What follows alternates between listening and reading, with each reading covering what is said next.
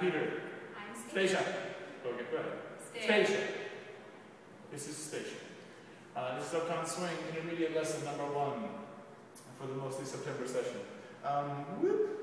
We did swing out work at the beginning.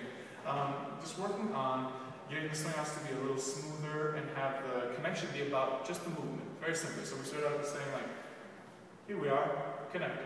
Look at us holding hands. Connection, folks, there it is. Then I move around, and it feels like stuff. That's all it is. It's a simple thing. It's not easy to do.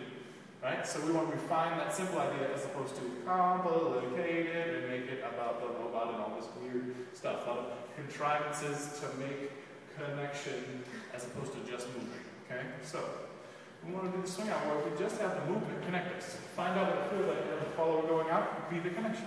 When I send her, she's going to keep on going. And we actually ask the followers to go a little bit short and then to go all the way out. And I think maybe the normal way you do it might be a little in the middle. And we want to get you to practice extending. And remember, to extend, you have to be able to not do all this contriving connection, faking it, sort of being like, here's the feeling. The feeling, if it's going to be born of the body, you got to relax the arm out a little bit and only talk with where you go. All right? Then the arms will feel right. Leaders, what I want you to do is think about catching her on this 7-8, and then I want you're going to move her, but you're not going to pull her all the way to you. You're just going to start the movement and let her finish it.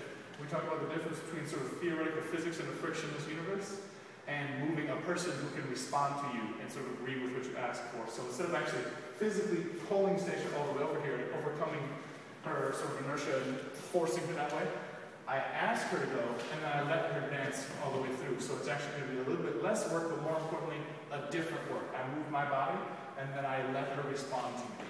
Same thing on the way out. Okay? So I'm going to let her respond to me, and I send her just enough. And as a follower, whatever leader gives you, you need to give him back on the other end. Don't be an energy stealer. Otherwise, it's kind of hard to dance with you. Okay, so after that, we tried a couple exercises. We tried pulling on this and letting just one side come. Whack. That feels like a doo-doo, baby. Then we try facing our leaders and making sure that when I pull on one hand, I'm getting both sides of your body. The other practice we tried was having the leaders move away from their hands for a second and then move their hands away from their partner. Leaving your hands to be the last thing to move. So you just take a second to get away from your hands and then you go. And then we worked on making that less of a bonk situation and more of a slow build-up. Once we have the leaders doing that, that sets the followers up to do the right thing or the wrong thing. Sort of try this the way we're asking or try it differently. We want you to try to, just like the leaders get ahead of their hands, followers will stay behind your hands. So your hands will move just a little bit away from you before you start going. And then once you start going, you don't need to tip, you don't need to hit the brakes. And really, followers, this is super important, don't get ahead of your hands once you're behind them. So once you're behind them, stay behind them. It makes a really big difference to the way a swing out feels and the way the move we try to feels. So in the swing out, you can see it. She's waiting for me, and then she's waiting all the way through. It doesn't change. She doesn't get ahead of her hand in the middle of the swing out. The move we tried was this. 1, 2, 3, and 4, 5, and 6, rock, 7. Simple, like 6-count movement.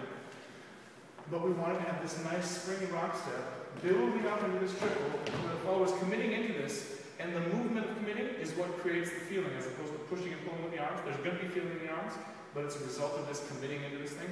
And because she's committed so much into here, there's not many other places to go except through the turn that I want her to go through.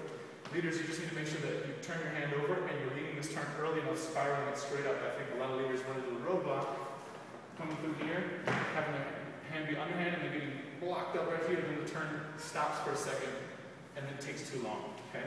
So watch, I turn my hand over right away. 1, 2, 3, and 4, 5, and 6, rock, step.